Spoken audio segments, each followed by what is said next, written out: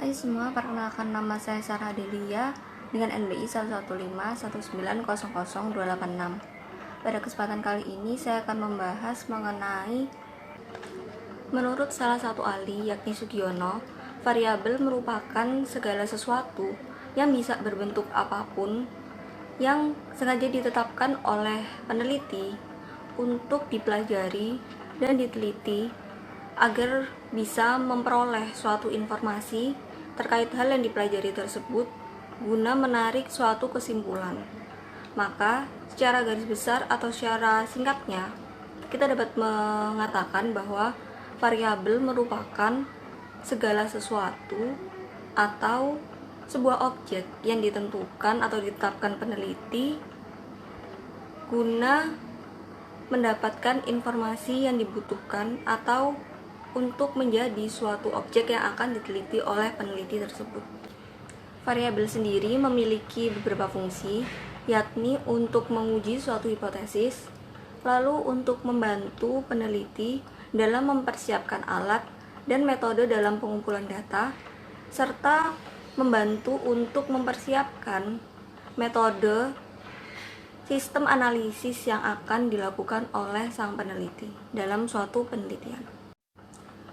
Dalam sebuah variabel terdapat beberapa jenis, yakni yang pertama ada variabel bebas, lalu yang kedua ada variabel tergantung, yang ketiga ada variabel kontrol, yang keempat ada variabel moderat, dan yang kelima ada variabel pengganggu. Variabel pertama yang akan kita bahas yakni variabel bebas. Variabel bebas merupakan sebuah variabel yang dapat mempengaruhi atau memberikan pengaruh atau perubahan terhadap variabel tergantung.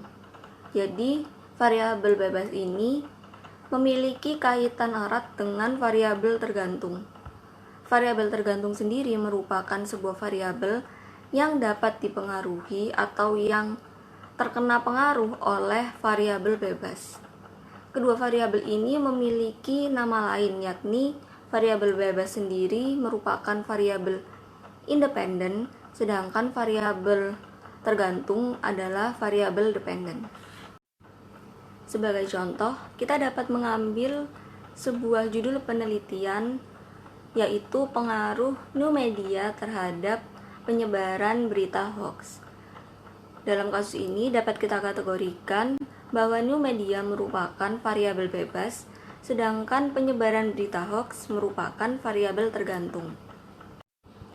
Dalam hal ini, new media menjadi sebuah variabel yang sengaja ditetapkan oleh penulis atau peneliti guna mengetahui apakah new media ini memiliki peran atau dapat mempengaruhi penyebaran dari berita-berita hoax tersebut.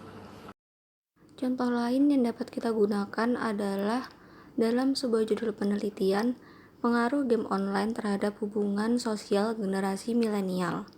Dalam kasus ini, hipotesis yang dapat diambil adalah game online mempengaruhi hubungan sosial generasi milenial saat ini.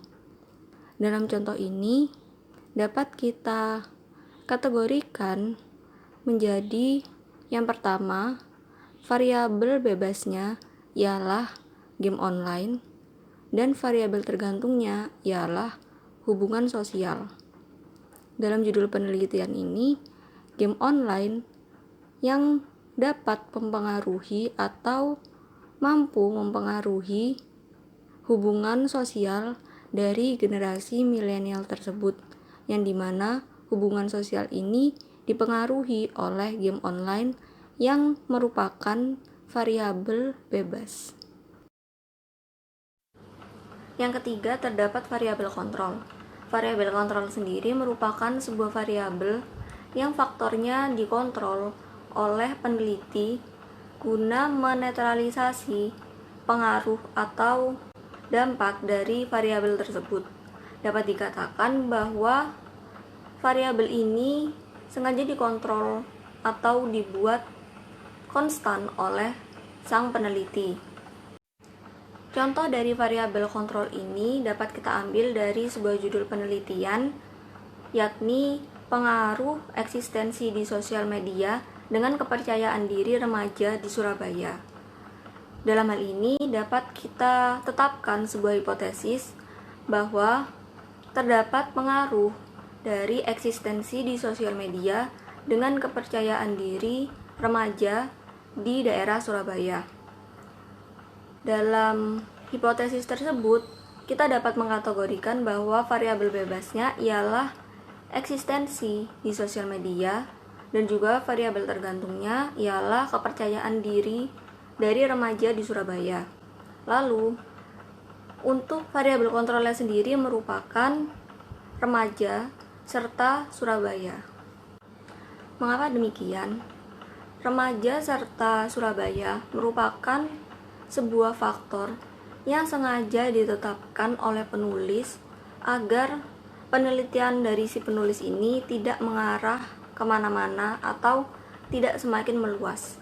Dalam hal ini dapat dikatakan bahwa remaja dikategorikan sebagai faktor usia, sedangkan Surabaya merupakan faktor suatu daerah, atau bisa dikatakan bahwa penelitian ini akan dipersempit menjadi penelitian dalam meneliti remaja yang ada di kawasan Surabaya.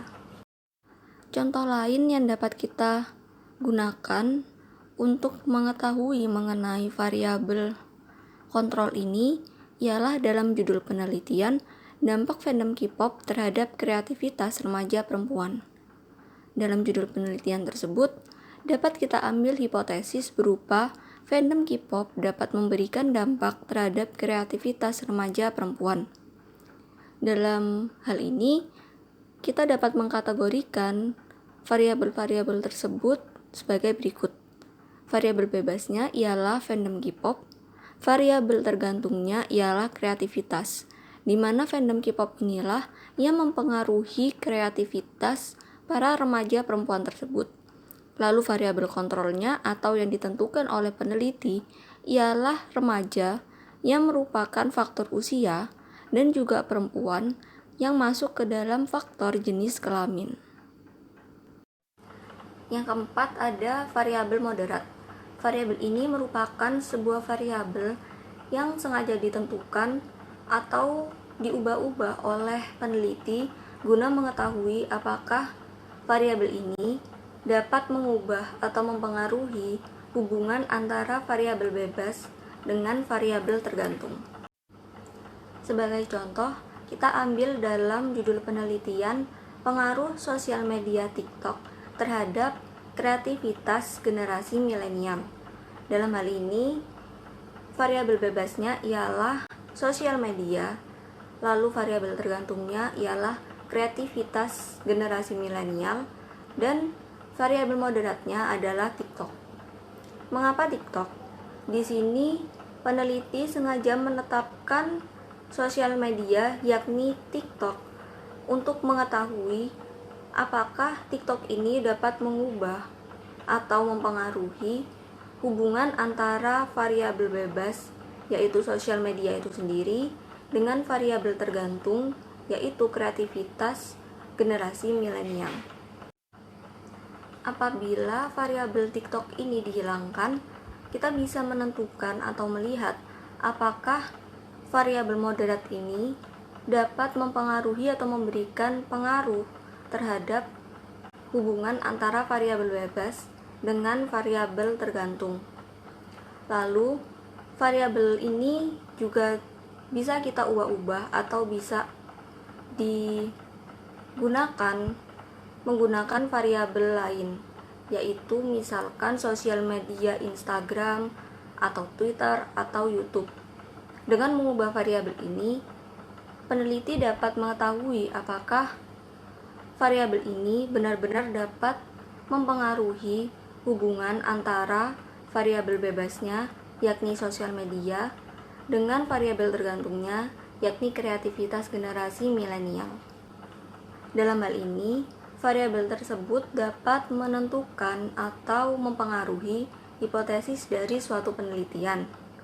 Apabila variabel TikTok itu dihilangkan, maka bisa dilihat apakah hipotesis penelitian yang pada awalnya sosial media TikTok dapat mempengaruhi atau memiliki pengaruh terhadap kreativitas generasi milenial menjadi tidak memiliki pengaruh, atau sosial media tidak mempengaruhi kreativitas generasi milenial. Contoh lain yang dapat menggambarkan variabel moderat ini dapat kita temukan dalam judul penelitian pengaruh media massa online terhadap penyebaran berita-berita hoax. Dari judul penelitian tersebut, dapat kita ambil sebuah hipotesis media massa online memiliki pengaruh terhadap penyebaran berita-berita hoax. Dengan hipotesis tersebut, maka dapat kita ambil kategori-kategori variabel sebagai berikut. Yang pertama variabel bebas, yaitu media massa, dan variabel tergantungnya adalah penyebaran berita-berita hoax. Pada posisi ini, media massa berperan sebagai variabel bebas karena media massa dapat mempengaruhi atau memberikan pengaruh terhadap penyebaran berita-berita hoax yang merupakan variabel tergantung. Lalu variabel moderatnya sendiri ialah media massa online, yang dimana seperti yang kita tahu, media massa memiliki dua jenis, yakni media massa online atau media baru, dan juga media massa konvensional atau tradisional, yang merupakan media massa seperti koran, majalah, atau media cetak lainnya. Dalam hal ini, peneliti menentukan sebuah variabel moderat, yakni media massa online, yang dimana sang peneliti ingin mengetahui apakah media massa yang ia pilih, yakni media massa online, dapat merubah hubungan antara variabel bebasnya dengan variabel tergantung. Variabel yang kelima atau yang terakhir adalah variabel pengganggu atau intervening. Variabel pengganggu sendiri merupakan sebuah variabel yang dapat mempengaruhi hubungan dari variabel bebas dengan variabel tergantung menjadi hubungan tidak langsung. Sebagai contoh, dapat kita ambil dari judul penelitian pengaruh gaya parenting orang tua terhadap mentalitas anak. Dalam hal ini dapat dikategorikan bahwa variabel bebasnya ialah gaya parenting orang tua dan juga variabel tergantungnya adalah mentalitas anak. Dalam hal ini, yang menjadi variabel pengganggunya ialah baik atau tidaknya gaya parenting orang tua tersebut. Dalam hipotesis dari judul ini ialah terdapat pengaruh dari gaya parenting orang tua terhadap mentalitas anak. Apakah yang mempengaruhi? Yang mempengaruhi ialah baik atau tidaknya. Jadi, bisa kita simpulkan bahwa hubungan antara variabel bebas dengan variabel tergantung pada kondisi ini menjadi ditentukan oleh baik tidaknya gaya parenting orang tua tersebut. Jadi, hubungan tersebut menjadi suatu hubungan yang tidak langsung. Contoh lain yang dapat kita gunakan dalam menggambarkan variabel pengganggu ini ialah dalam judul penelitian pengaruh sistem kurikulum terhadap efektivitas pembelajaran siswa. Dalam judul tersebut dapat kita tarik sebuah hipotesis, yakni terdapat pengaruh dari sistem kurikulum terhadap efektivitas pembelajaran siswa. Lalu dari hipotesis tersebut dapat kita kategorikan sebagai berikut. Variabel bebasnya atau yang mempengaruhi ialah sistem kurikulum, sedangkan variabel tergantungnya atau variabel yang dipengaruhi ialah efektivitas pembelajaran siswa. Lalu untuk variabel pengganggunya sendiri ialah baik atau tidaknya sebuah sistem kurikulum yang digunakan. Dalam hal ini, hubungan antara variabel bebas dengan variabel tergantung menjadi sebuah hubungan yang tidak langsung, yang dimana semua itu ditentukan oleh baik atau buruknya sebuah sistem kurikulum yang sedang digunakan atau yang sedang diteliti oleh sang peneliti. Sekian video saya mengenai penjelasan terkait variabel dalam metode penelitian sosial. Kiranya video ini dapat bantu teman-teman yang akan melakukan sebuah penelitian, dan juga mohon maaf apabila ada salah-salah kata. Sekian dan terima kasih.